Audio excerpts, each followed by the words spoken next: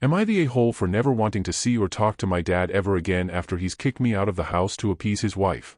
Growing up, my dad was my hero. He was warm, caring, and always had time for my sister and me. When my parents divorced, it was hard, but we stayed with my mom at my grandparents' house for about 3 years. During that time, Dad got remarried. We were happy for him, honestly. We thought it meant our family was expanding. When we finally moved back in with him and his new wife, I expected to go back to the way things were, Saturday morning pancakes, jokes, and feeling safe. Instead, I walked into a house that felt like it was made of glass and landmines. Almost immediately, the man I knew vanished. My dad, who used to be the mediator, the calm one, became cold and distant. It wasn't just that he was busy, it was like he was constantly on edge, waiting for us to offend his new wife. He started throwing these terrifying tantrums if she even hinted that we had looked at her the wrong way. We tried. God, we tried so hard. My sister and I became ghosts in our own home. We stayed in our rooms, we spoke in whispers, and we did everything possible to minimize our footprint. It didn't matter. To her, our mere existence was an act of aggression. For the next several years, we lived in a literal hell. This woman was possessive in a way that I can't even fully describe without sounding like I'm exaggerating. She would never, under any circumstances, let us sit alone with our dad. If I tried to go into the living room to talk to him about a school project or just to say hi, she'd be there within seconds, hovering, interjecting, or suddenly finding a reason why he needed to help her with something in the other room. She spent years filling his head with absolute garbage. She'd tell him that I was looking at her with despise or hidden hatred, even on days when I hadn't even made eye contact with her.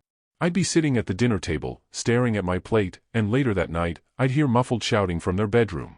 Then my dad would come out, face red, and scream at me for being disrespectful to his wife. "What did I do, Dad?" I'd ask, genuinely confused. "You know what you did. Your attitude is toxic. You think you're better than her." It was gaslighting on a professional level.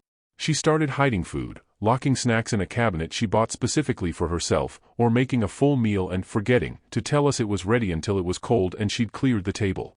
She'd go to her side of the family or even strangers at the grocery store and paint us as these rebellious, cruel children who were making her life a misery. I know this because I'd occasionally run into people who would give me these disgusted looks before I'd even said a word. Whenever I tried to tell my dad the truth, about her hiding food, about the things she said to us when he wasn't looking, he'd shut down. Or worse, he'd explode. I'd show him evidence of a lie she told, and somehow, by the end of the conversation, I was the villain. I was the one, trying to break up a marriage. I was the troublemaker. That's when I realized he was a lost cause. He wasn't being tricked, he was choosing to believe her because it was easier than standing up for his own children. I decided then that I'd just have to tough it out until I graduated college and could afford a place of my own. Her goal from day one was to drive us out. She managed it with my sister a few years ago. My sister couldn't take the constant screaming and the feeling of being an intruder in her own life. She left in tears, and my dad barely looked up from his phone when she walked out the door. Once my sister was gone, all the focus shifted to me. I was the last obstacle. The atmosphere in the house became suffocating. I started suffering from severe insomnia. I'd lay awake until 4 a.m., heart racing, listening for footsteps. My mood plummeted. I'm a high achiever, I was in the top 1% of over 10,000 students in my region, but my grades started to slip because I couldn't focus. The loneliness was soul-crushing. With my sister gone, I had nobody to talk to, nobody to validate that I wasn't the crazy one. I ended up having to go to a doctor. I was prescribed antidepressants and sleep aids just to function.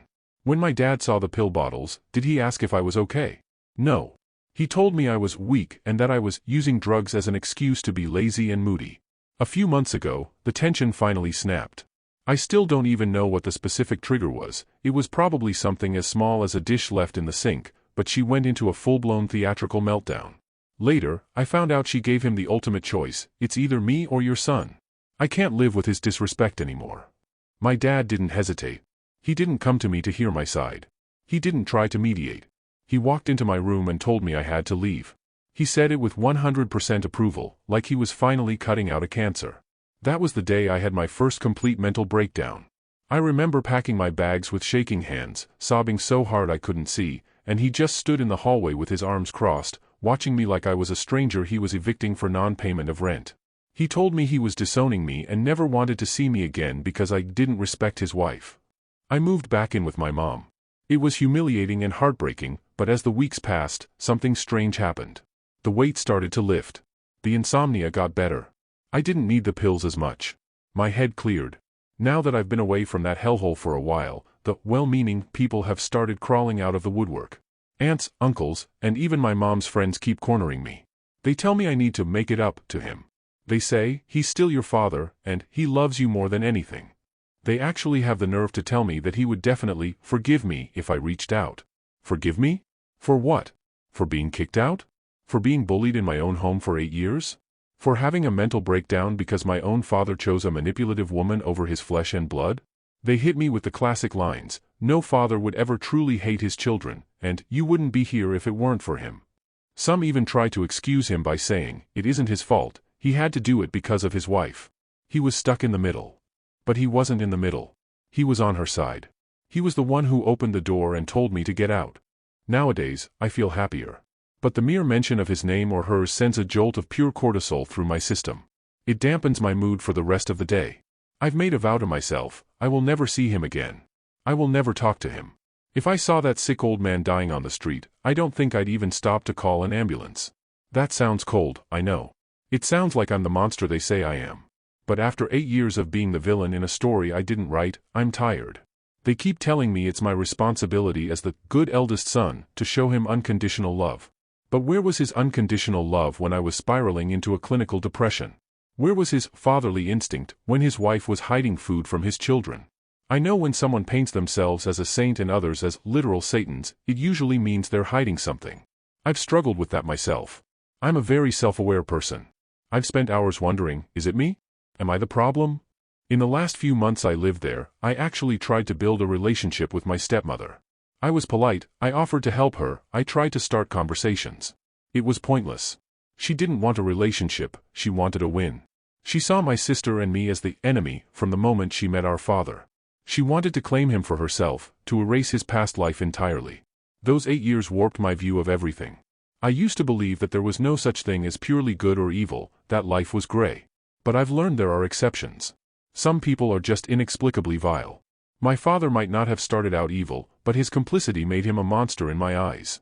I've replied to some comments already with more specific stories, and honestly, I could write 5 more posts of this length and still have more to say. There was the time she threw away my sister's childhood photos, the time she accidentally let my cat out, the way my dad would mock my major in front of her family to make her look smarter. It's endless. So, am I the a-hole? Am I the asshole for refusing to honor my father and for deciding that he is dead to me, regardless of what the rest of my family thinks? Edit. Since a few people asked for more details on the hiding food thing, here's a specific example that still makes my blood boil. I was about 19 at the time. I had a grueling schedule with college and a part-time job. I came home around 8 p.m., exhausted. My dad and his wife had already eaten. Usually, there would be leftovers in the fridge.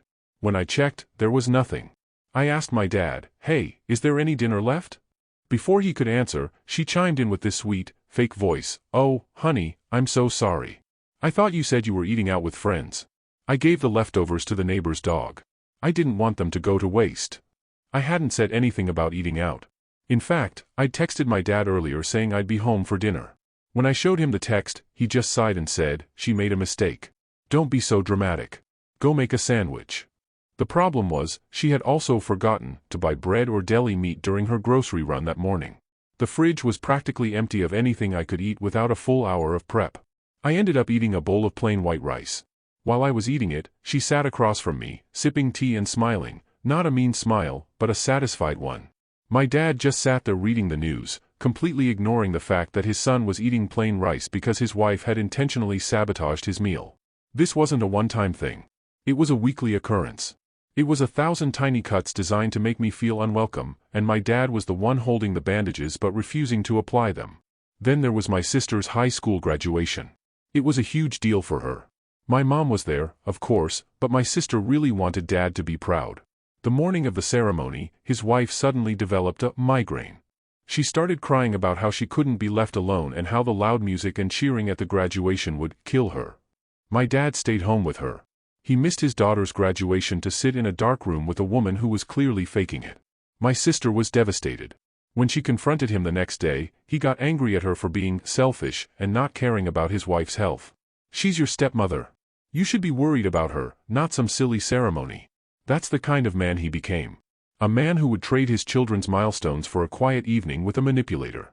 I mentioned the antidepressants, but I want to be clear about how bad it got. I wasn't just sad. I was losing my grip. I would sit in my car in the driveway for an hour before going inside, just breathing, trying to psych myself up for the gauntlet. I started having intrusive thoughts, nothing dangerous to others, but just a constant loop of "I wish I didn't exist," because it would be easier than dealing with the conflict. When I finally told my dad I was struggling and needed to see a therapist, he laughed. He actually laughed. "You have a roof over your head and food in your belly. What do you have to be depressed about? You're just looking for attention because you don't like that the house doesn't revolve around you anymore." He said this while his wife stood behind him, nodding in agreement. That was the moment I stopped looking at him as a father. A father protects his child's mind as much as their body. He was helping her tear mine apart. I'd been told I'm being stubborn and immature. That I'll understand when I'm older. But I'm 22. I've lived through more psychological warfare in the last 8 years than most people do in a lifetime. I don't think getting older is going to make me suddenly okay with the fact that my father chose a stranger over his own kids. I've decided to block his number and the numbers of anyone who keeps pushing the reconciliation narrative. If they can't respect my peace, they don't get to be part of it. I'm focusing on my last year of college. I'm focusing on my relationship with my mom and my sister. We've been talking more, and she's been a huge support. She told me she felt the same way when she left, that she was the villain, and seeing me go through the same thing finally made her realize it wasn't her fault either. Update. Thanks to everyone who took the time to read my first post and share their thoughts. I didn't expect that many people to respond, and I've gone through a lot of the comments more than once. Some of them stuck with me in ways I didn't expect, not because they changed how I feel overnight, but because they made me look at certain things from a slightly different angle. After writing everything out and then sitting with it for a while, I started remembering small details that I either brushed off at the time or didn't fully process. It's strange how distance works. When you're in the middle of something, you normalize things that really shouldn't feel normal at all. Now that I'm out of that environment, certain memories feel louder than they used to. One thing that came back to me pretty clearly is something I never told anyone before. There were multiple times when I heard my dad calling his wife mommy. Not casually, not in a joking way, and not in the context of talking to their kids. These were moments when it was just the two of them, and he didn't think anyone else was around. At the time, I convinced myself I was mishearing it. The first few times, I assumed he was talking about her in relation to the kids, like how parents sometimes refer to each other that way. But the more I think back on it, the more I realize the kids weren't even present during those moments. It wasn't directed outward. It was directed at her. What makes it stand out even more is that my dad isn't the type of person you'd ever expect to speak like that. He's in his mid-50s, very strict, very traditional, and very particular about how people present themselves. Growing up, he was the kind of man who corrected how we spoke, how we dressed, even how we sat.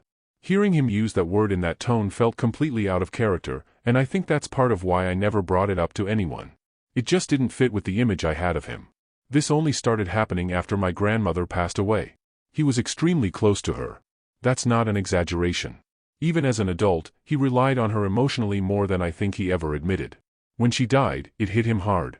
I've never seen him like that before or since. It wasn't just grief, it felt like something in him collapsed. Looking back now, the timeline lines up in a way that's hard to ignore. After she died, not only did his behavior toward us change, but his attachment to his wife seemed to intensify in a way that didn't feel normal. He stopped questioning her entirely. Before, there were at least moments where he would hesitate or seem unsure. After that, it was like a switch flipped. Whatever she said became final. It wasn't just about taking her side in arguments. It was the level of obedience. That's the only word that really fits. This is a man who never let anyone tell him what to do. He used to argue with relatives, stand his ground over the smallest things, and take pride in being independent. Then suddenly, he was agreeing with everything she said, even when it was obviously unreasonable. There were times when she would speak to him in a tone that felt more like she was scolding a child than talking to a partner. It wasn't subtle either. It was condescending, dismissive, and sometimes outright demeaning. And instead of pushing back, he would just accept it. No reaction, no frustration, nothing. Just compliance. I remember feeling confused by that even back then. It didn't match the person I grew up with. At the time, I thought maybe he was just trying to keep the peace in his marriage. That's what people kept telling me anyway.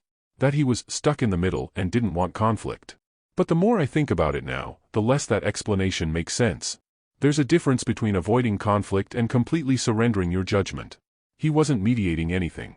He was aligning himself with her no matter what the situation was, even if it meant cutting off his own children or distancing himself from his side of the family. This didn't just affect me and my sister. It extended to his relatives too. There were arguments between her and members of his family where, from an outside perspective, she was clearly in the wrong. Still, he chose her every single time. No hesitation. No attempt to see both sides. It reached a point where some of his own relatives stopped visiting altogether. At the time, we all noticed something was off, but no one could really explain it. I was the only one who had seen or heard certain things up close because I was still living there, but I kept most of it to myself. Part of that was because I didn't think anyone would believe me, and part of it was because I didn't fully understand what I was seeing either. Now that I've had time to step back, I can't ignore the possibility that something deeper is going on with him. I don't mean that in a dramatic way, and I'm not trying to diagnose anything. It's just that his behavior changed too drastically to chalk it up to personality differences or marriage dynamics. The ultimatum makes more sense in that context, even if it doesn't make it any easier to accept. When she told him it was either her or me, I think he didn't just see it as losing a spouse. It probably felt like losing the one person he had attached himself to after his mother died. If he had already transferred that emotional dependency onto her, then the idea of her leaving might have felt like going through that loss all over again. That doesn't excuse what he did. It doesn't undo anything. It doesn't change the fact that he chose to throw me out without even hearing me out. But it does complicate how I see him now. Before, everything felt very clear. He chose her, and that was it. End of story. Now there's this added layer where I don't know if I'm looking at someone who knowingly did all of this or someone who isn't as mentally or emotionally stable as he used to be and is being influenced more than he realizes. I've also thought about her role in all of this with that perspective in mind. She's always been controlling, but if she recognized that shift in him, it's possible she leaned into it. The way she spoke to him, the way she isolated him from other people, and the way she positioned herself as the only person he could rely on all point in that direction. There were moments where it felt like she was deliberately reinforcing that dynamic, especially when she would frame any disagreement as a form of betrayal. Not just disagreement with her, but with him as well. Over time, that kind of framing makes it harder for someone to separate their own thoughts from what they're being told. I don't know how much of this is intentional on her part and how much of it is just how she operates, but the end result is the same. He became someone who would cut off anyone who threatened that relationship, including his own children. Sitting with all of this has left me in a weird place. The anger is still there, and I don't think it's going anywhere anytime soon. What happened wasn't small, and it wasn't a one-time mistake.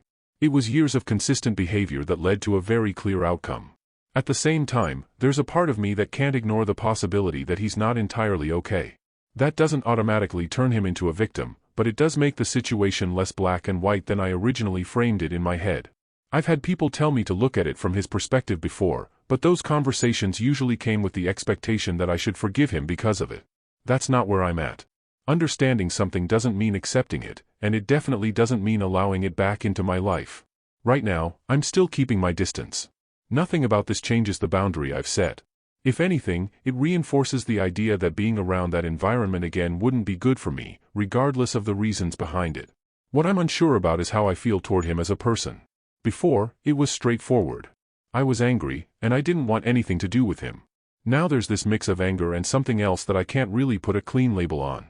It's not forgiveness, and it's not sympathy in a simple sense either.